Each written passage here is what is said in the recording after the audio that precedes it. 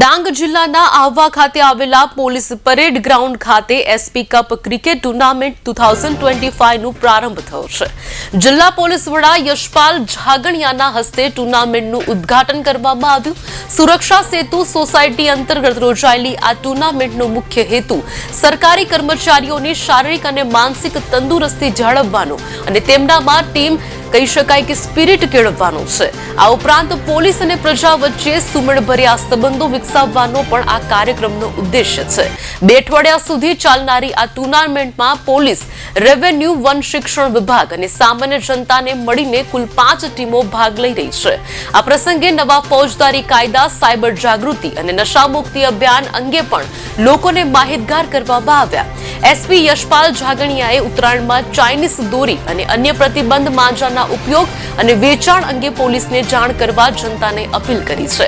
કાર્યક્રમમાં નાયબ પોલીસ અધિક્ષક એસજી પાટીલ, જેએચ સરવૈયા સહિત વિવિધ વિભાગના અધિકારીઓ અને ગ્રામજનો ઉપસ્થિત રહ્યા હતા। આજરોજ ડાંગ જિલ્લા પોલીસ દ્વારા એસપી કપ 2025નું આયોજન કરવામાં આવેલ છે।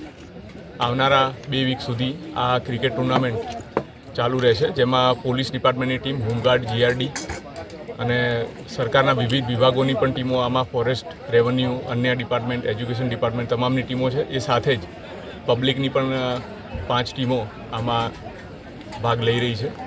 આ ટુર્નામેન્ટનું આયોજન એટલા માટે કરવામાં આવ્યું છે કે જેથી પોલીસ અને પ્રજા અને અન્ય ડિપાર્ટમેન્ટો વચ્ચે એક સંકલનનું અને સૌહાર્દપૂર્ણ વાતાવરણ જળવાઈ રહે, પોલીસની એક પોઝિટિવ ઇમેજ પણ પબ્લિકમાં જાય, એ માટે આ ટુર્નામેન્ટનું આયોજન કરવામાં આવે છે, જેથી પોલીસ, પબ્લિક બધા વચ્ચે ખેલદિલીનું વાતાવરણ રચાય।